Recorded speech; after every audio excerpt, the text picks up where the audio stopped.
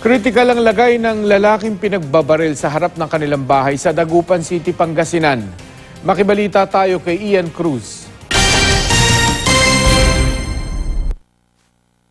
Nakaupo ang 43 anyos na lalaki sa harap ng kanilang bahay sa Dagupan City nang pagbabarilin siya. 3 beses pinaputukan ang biktima na nagtamo ng tama ng balas sa ulo at hita. Ginagamot ngayon sa ospital ang biktima ang hindi muna pinangalanan. Sa investigasyon ng pulisya, nakilala naman ang suspect na si Mark Ronald Soriano.